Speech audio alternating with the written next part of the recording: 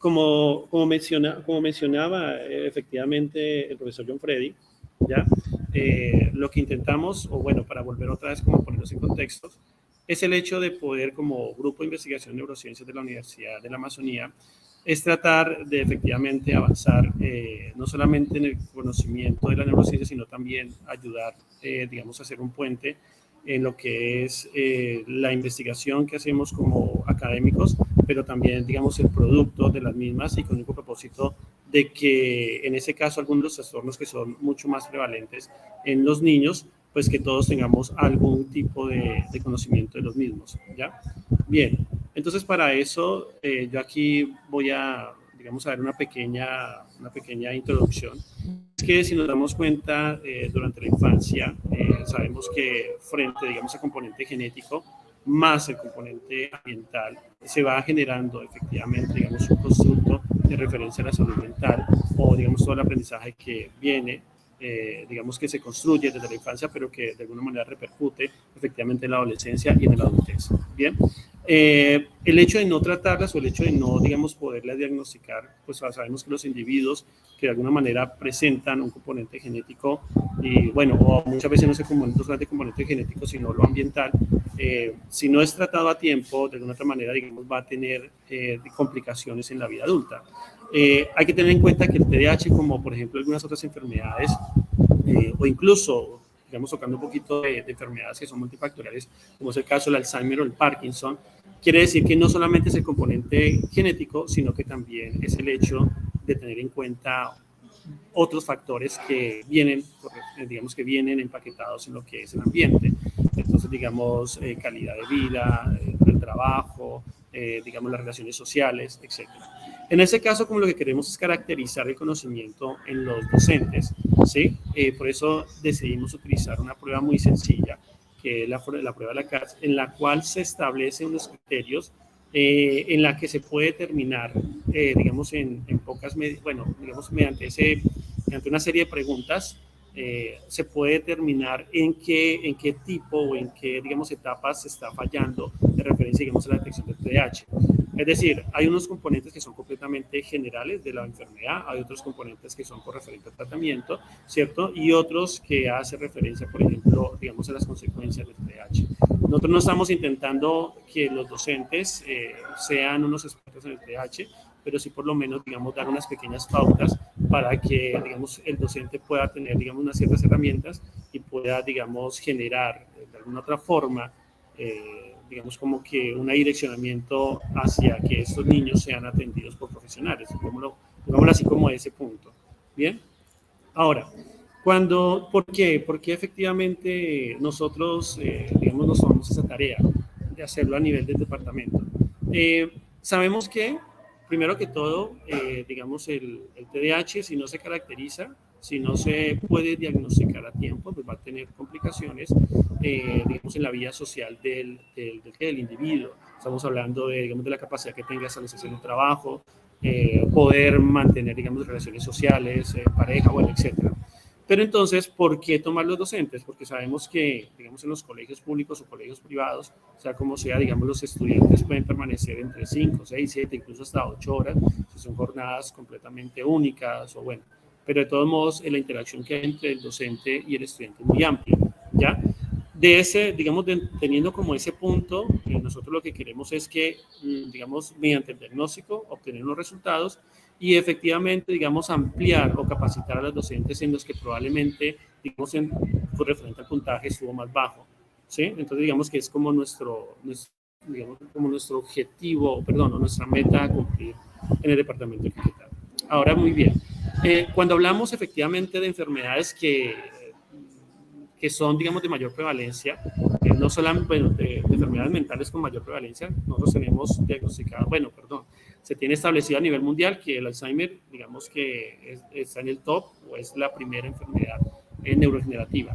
Sin embargo, también hay que tener en cuenta otro tipo de trastornos, como es el hecho de la ansiedad y la depresión, dado que efectivamente se puede presentar en niños, en adolescentes y en adultos, ¿ya?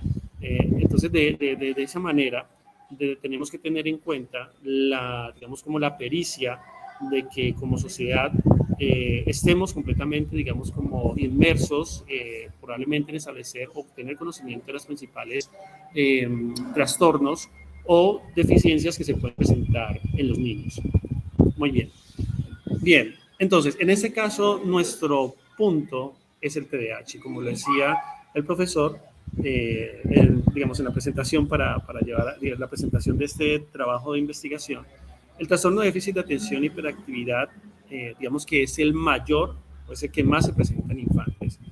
Pero también hay que agregarle que tiene una considerable carga genética, es decir, que digamos que hay una predisposición y más aún si los padres del infante, ¿cierto? Pues también han sufrido, digamos, de un TDAH, pues la probabilidad de que ese se herede es muy alta. Y eso no solamente estamos hablando de rasgos genéticos, sino que a su vez, mediante lo que es la síntesis proteica, la proteómica, bueno, toda esa carrerita de la biología celular, pues también puede generar alteraciones neuroquímicas. Muy bien. Sin embargo, hay que tener en cuenta que los principales genes que están asociados hasta el momento, eso es una publicación de Martago en 2019, ¿sí? Esos genes están asociados directamente a receptores o a líneas que van con referente a la dopamina y a la serotonina. Por ejemplo, el D4, el de AT1, ¿cierto? Y termina, por ejemplo, como el caso de la 5-HT1B, que en efecto hace referencia a los mecanismos o, digamos, donde están inmersos uno de los principales neurotransmisores, como es el caso de la dopamina y la serotonina. Muy bien. Ahora, sabemos que los principales trastornos en los niños, ¿cierto? Lo comanda efectivamente el TDAH. Hay que tener en cuenta que hay un aumento, digamos, de no solamente, bueno, vamos a agregarle un pedacito, es con referente a la ansiedad, a otros tipos de trastornos que hay o que se presentan en los niños, en este caso la ansiedad, la depresión y los trastornos conductuales, pero hay que ver que la pandemia aumentó, digamos, estamos hablando desde el 2020, ¿cierto? Que empieza en efecto el confinamiento, el hecho, digamos, de estar un poco más alejados, retirados, perdón. Eso, digamos que como que disparó en Colombia y a nivel mundial, efectivamente, digamos, los índices de ansiedad, ¿ya? Hay que tener en cuenta que también esta ansiedad se puede presentar en niños o incluso se pueden diagnosticar, ¿cierto? Se puede presentar, recuerde que son, digamos, mecanismos neurovegetativos, pero se puede presentar de los 5 años. También hay que tener en cuenta que hay dos tipos de ansiedad, un tipo de ansiedad social, ¿cierto? Y la otra que es completamente generalizada, ¿ya? No obstante, no solamente estamos hablando de que tanto la ansiedad o la depresión o digamos como el TDAH tienen un componente genético, sino que también recordar que el componente ambiental es fuerte y desencadena efectivamente que alguno de esos polimorfismos que se han determinado, ¿cierto? O algunas bueno, o algunos tipos de mutaciones, bueno, es como de que alteraciones genéticas se presenten digamos, en mayor medida, ¿bien? Ahora, hay una serie de pruebas que en efecto son muy usadas para determinar el TDAH, ¿cierto? Aquí enumeramos unas, pero la que más nos interesa a nosotros, porque en ese caso no es determinar la detección de TDAH, sino es el hecho de poder establecer el conocimiento en otra población. Nuestra población en este caso son los docentes, efectivamente este caso, digamos, puede ser usado en otro tipo de población, yo qué sé, desde el hecho, digamos, de los que son, digamos, profesionales integrados a la salud, no sé, enfermeros o estudiantes incluso, ¿sí? Pero en ese caso nuestra población son los docentes, ¿bien? Ahora, muy bien, ¿dónde se está practicando? Ya, en efecto, digamos, es una propuesta de investigación, pero afortunadamente ya hemos contado con el apoyo de ciertas, digamos, como entidades, por de esa forma, porque igual, primero que todo, estamos ubicados, el departamento de Caquetá está ubicado aproximadamente a 600 kilómetros de la ciudad capital de Colombia, es decir, de Bogotá. Es una, digamos, hace parte de la Amazonía colombiana, en ese caso la Amazonía. Tenemos una ubicación geográfica en la cual es, digamos, el hecho, digamos, de llegar a esta zona es un poco compleja, no obstante, no como ocurría hace unos 50 años, pero sin embargo sí existen ciertas complicaciones. No obstante, está la Universidad de la Amazonía, que cubre efectivamente varios de los departamentos que hacen parte de la región amazónica, y en ese caso contamos, digamos, en ese caso la Universidad de la Amazonía cuenta con una serie de programas que pueden, digamos, hacer estudios de esta clase o incluso mucho más profundos.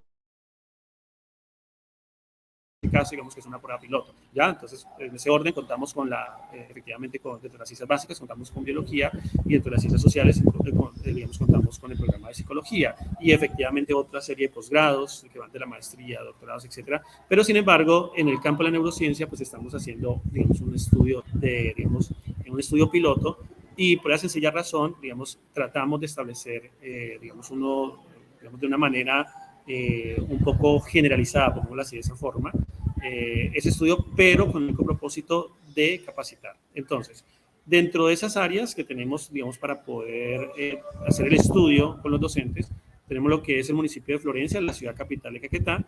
Tenemos el municipio de Morelia, que aproximadamente se encuentra, digamos, a unos 30 kilómetros de la ciudad de Florencia, y el Pau Gil, que se encuentra aproximadamente entre unos 50 y 60 kilómetros. Muy bien. No obstante, digamos, esos municipios, tanto Morelia y Pau Gil, llega mucha población rural. Es decir, son poblaciones, son muy pequeños. No obstante, digamos, la formación que hay, hago referencia de la educación preescolar, básica primaria, media, ¿sí?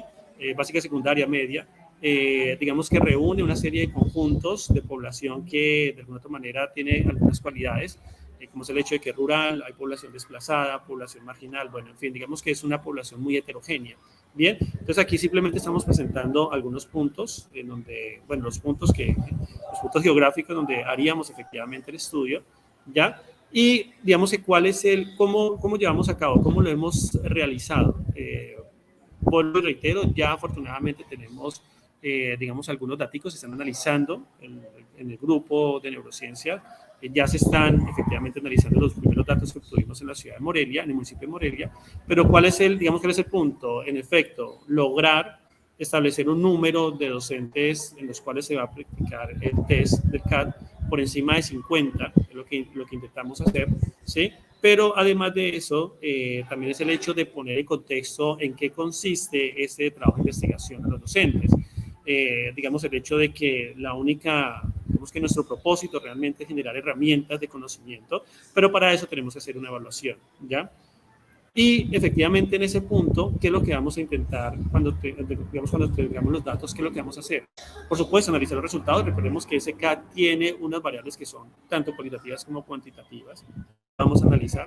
Vamos a intentar establecer si por alguna razón la experiencia tiene alguna referencia con el hecho, digamos, de los puntajes que se obtienen, por ejemplo, en el diagnóstico general, en lo que tiene que ver, por ejemplo, con el hecho del conocimiento previo de lo que es el TDAH, ¿sí? Digamos que queremos, digamos, establecer si la experiencia va de la mano o efectivamente, digamos, hay que tener en cuenta que hay docentes que tienen no solamente su pregrado, sino posgrado de maestría, de doctorado. Entonces queremos saber si hay alguna relación, por ejemplo, entre el nivel académico o, por ejemplo, las capacitaciones que se vienen presentando por parte de la Secretaría de Educación, lo que tiene que ver con procesos de inclusión, bueno, etcétera. De todos modos, sin importar, digamos, vamos a hacer ese tipo, digamos, de análisis, pero lo más importante es que obteniendo esos resultados vamos a enfocarnos a revisar en qué puntos o digamos dentro de la escala donde hubo digamos como la mayor falla e intentar efectivamente hacer adaptaciones. ¿Eso cómo lo vamos a hacer? Lo vamos a hacer a partir, digamos, hacer uso de las TIC.